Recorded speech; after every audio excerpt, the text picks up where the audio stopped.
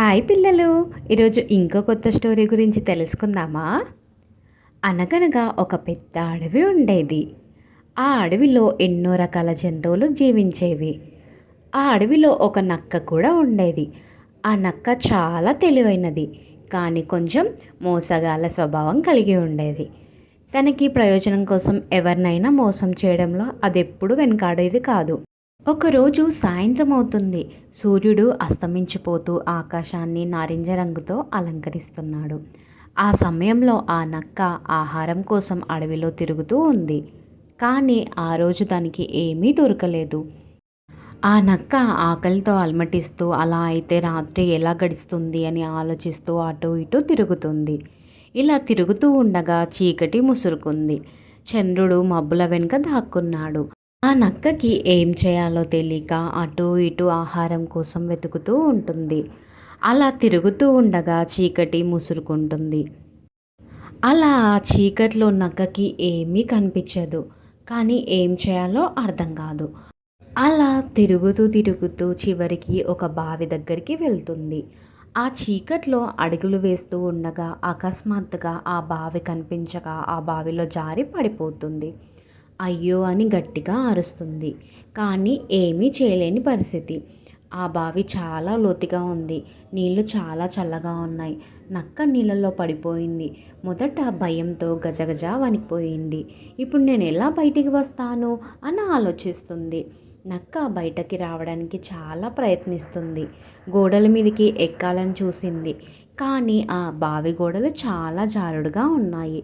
ఎన్నిసార్లు ప్రయత్నించినా మళ్ళీ నీళ్ళల్లోనే పడిపోతుంది. అలా రాత్రంతా అలాగే బాధపడుతూ గడిపింది. ఆకలి, చలి, భయం మూడు కలిసి నక్కకు చాలా ఇబ్బంది పెట్టాయి.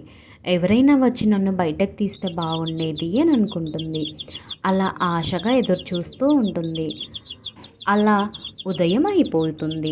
సూర్యుడు ఉదయించాడు. పక్షుల కూతలు వేస్తూ అడవిని మేల్కొల్పాయి. అదే సమయంలో ఒక అమాయక మేక అక్కడి వచ్చింది.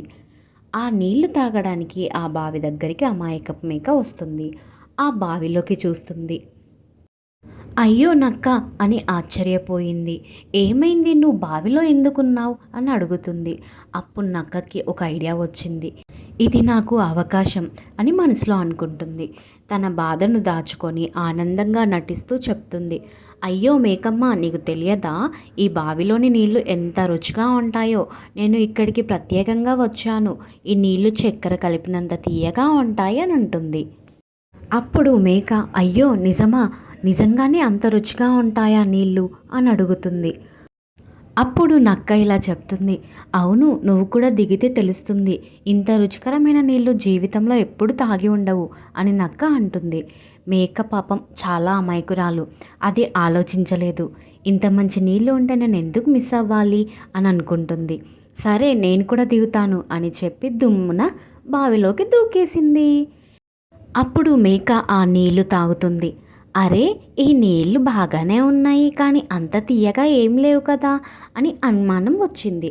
ఇంతలో అది గమనించింది. బయటికి ఎలా వెళ్ళాలి అని అనుకుంటుంది. ఈ నీళ్లు అంత రుచిగా లేవు, కానీ నక్క ఎందుకు ఇలా చెప్పింది? నేను మోసపోయానా?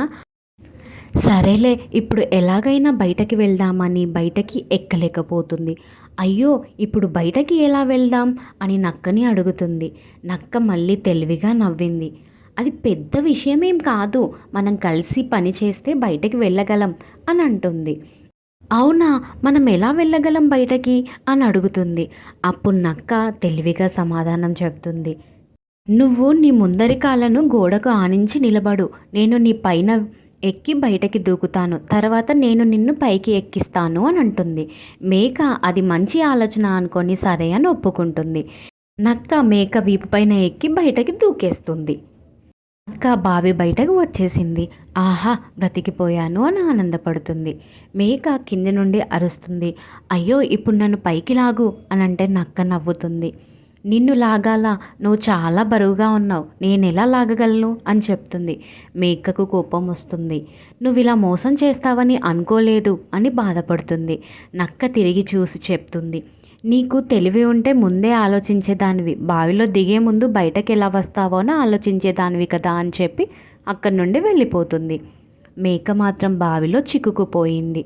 తన తప్పు తెలుసుకొని బాధపడుతుంది. ఎవరి మాట వినొద్దు, ఎవరి మాటలు విని మోసపోవద్దు అని అనుకుంటుంది. పిల్లలు, ఇందులోని నీతి ఏంటో అర్థమైందా? ఏ పని చేసినా ముందుగా ఆలోచించాలి. అమాయకత్వం వల్ల మోసపోవచ్చు. తెలివి ఉన్న వాళ్ళ మాటలు వినేటప్పుడు జాగ్రత్తగా ఉండాలి. పిల్లలు, ఈ స్టోరీ మీకు నచ్చిందా? నచ్చితే ప్లీజ్ BRR టీవీ ఛానల్ని సబ్స్క్రైబ్ చేసుకోండి.